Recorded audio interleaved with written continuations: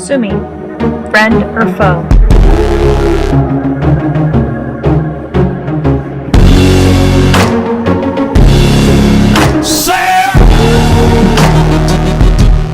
Hydrotherapy is a water therapy that yields many benefits. Swimming has been proven to improve health and overall well-being. Many people perform these exercises in a public pool setting based on availability and convenience. All public pools are maintained primarily by the disinfectant called chlorine. Chlorine is a powerful cleaning agent and has been used for disinfecting pools since 1890, as explained by Kevin Olson from Montclair State University. Olson explains, chemical producers began making bleaching powder in the 1890s when cheap electricity from central generating stations became available. Bleaching powder is a calcium oxychloride, CaOCl2. Bleaching powder was made by reacting chlorine gas with lime. Now, using chlorine gas in a chlorinated pool wouldn't be a problem, except for chlorine gas is highly toxic and can cause blurred vision, burning pain all over the body, difficulty breathing, pulmonary edema, and or nausea and vomiting for minor exposure, according to the Center Disease Control. Other than chlorine gas, which is primarily exposed in a controlled backroom, there have been recorded cases of chlorine reactions solely through swimming in a chlorinated pool. In an article written by J.K. Wilson for CNN News, Catherine Garcia, a former Olympic swimmer, doesn't go to the pool anymore. After winning bronze in 2000, Garcia's digestive system was eradicated. She had chronic bronchitis and she suffered from frequent migraines, which she believes is from the chlorinated pool she swam in. Another case showing the harmful effects of swimming in a chlorinated pool was in a study performed in 3 secondary schools in Belgium. The study consisted of a total of 361 boys aged 14 to 17 years old.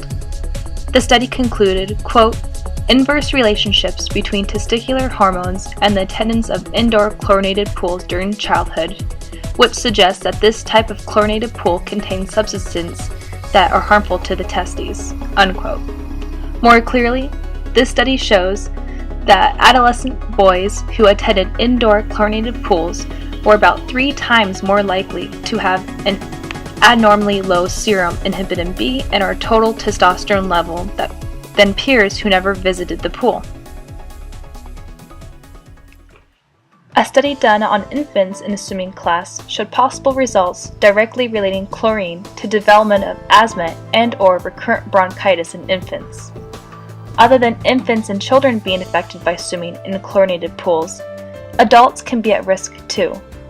Long exposure to disinfection byproducts, such as chlorine in drinking water, has been associated with an increased risk of bladder cancer, according to PubMed Journal. Hi there. My name is Caitlin Louthan, and I am the producer behind the camera for this research video. This research project really hit home for me because I've been a competitive swimmer for 10 plus years, and it really affects you as, has that chlorine really been hurting my body while I've been swimming, instead of getting healthy by swimming? Researching, I used many reliable articles, journals, and scholarly sites to find my information. Other than secondary findings, I used 2 primary sources of information. Will Hubler was one of them. He's a longtime pool manager and swim coach, and he provided much information about chlorinated pools, just their knowledge and safety overall. My second interviewee was Colin Morse. He's a current Kenai Peninsula College student. Both interviews were really easy to schedule and set up, and I just recorded them with a portable camera, and they gave me a lot of insight and personal side effects that chlorine can present to people. Chlorine gas was used in most public pools up until the late 1990s. Many pools now use chlorine pellets. Right now what we add to the pool is we have the chlorine pucks, so they're not as dangerous and they're not as abrasive. Because the chlorine gas used to be, well, it's gas, it's deadly, it kills you if you get gas. How did you have to handle the gas? We used to put our mask on and have to go change the bottles. In the back room they're separated, had a bed.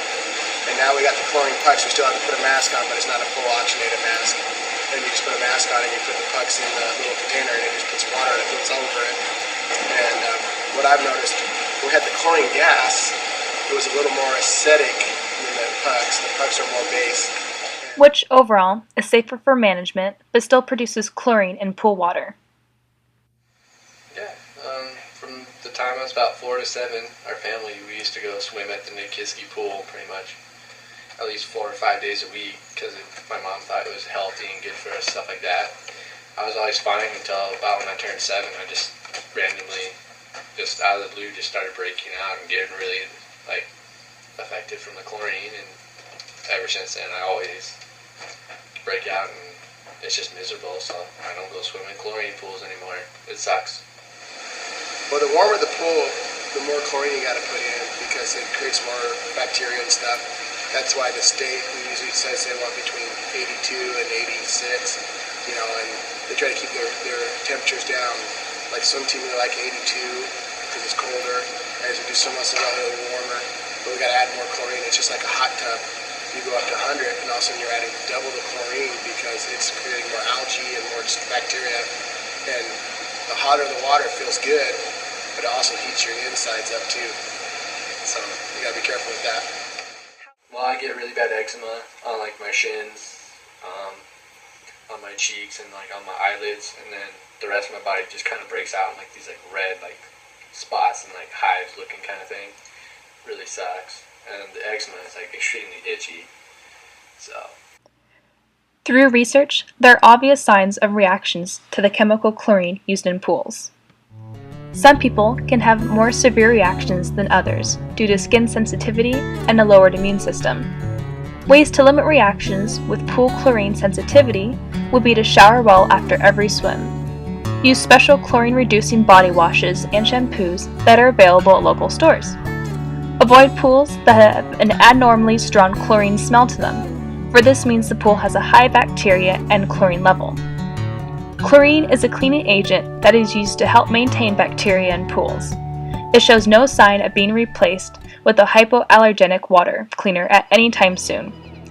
If swimming in a pool still irritates you after these tips, try limiting your pool time or try out different pools in the area. Different pools use different levels of chlorine to keep their pool clean, so changing to another pool might just help out with unwanted reactions. Swimming is a healthy recreational activity and shouldn't be stopped due to chlorine reactions.